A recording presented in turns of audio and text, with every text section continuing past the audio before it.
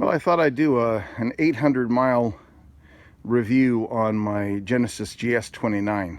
800 miles on it now. I bought it a year ago last summer, so August. It's a year and a half old now.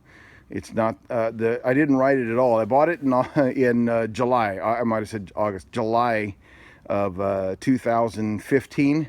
And I rode it a handful of times with my grandkids and stuff like that, just barely, a couple of miles here and there kind of stuff. So it's February 23rd. That's when I first started riding this bike. But I did justify buying it, a new bike, that summer because I knew that they had just put in some brand new sidewalks around my place, and so that I'd be able to ride around my house. I'd be able to ride and not have any trouble. I'd be able to stay off the roads. I was scared of riding on roads and stuff at that time. And so I just thought it would work out and I could get some, exercise that way. And in my mind, I was going to take my dog out with me and, have her on a leash. And I did that at first, the first couple of times when I was doing 2-3 miles. But that's a dangerous thing to do.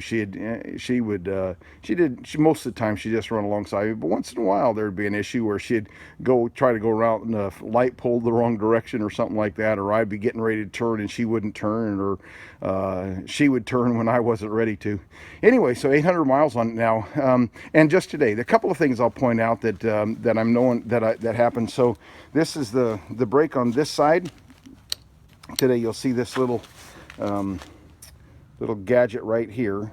Today this was loose, and so this brake did not work at all on my ride today. I didn't know what to do about it, but so as soon as I got here just now, I just played with it a second and figured out you could tighten that thing, and once it tightened down, that just took care of the job right there.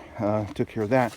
And then it didn't shift very well at all for me today. A lot of trouble with it, and I'm suspecting that a lot of that has to do with ice and all of that in there.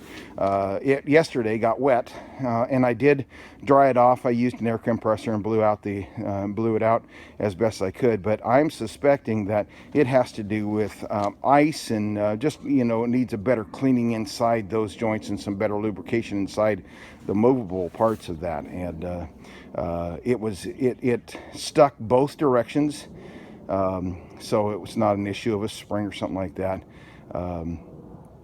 I wondered for a second if the spring that pulls it back out may have been bad, and the reason for that is because the cable, when it was stuck at one point, I got off and looked at it, and the cable was all loose.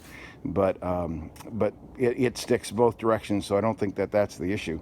What I'd have to do today when it would stick is I would have to work through my gears until I found a spot where I could kind of, with the cable, kind of force it to move. Once it moved, it kind of broke loose. Then it would work both ways for just a little while, which is the reason why I started thinking freezing issues, because it just makes sense to me that if it's really ice cold in there, or that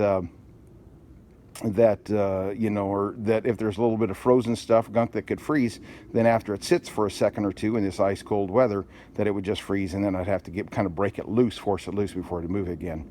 So 800 miles on it now. It's not my primary bike. I just use it as a backup and then use it in bad weather. But there's where we are. Everything looks good on it still.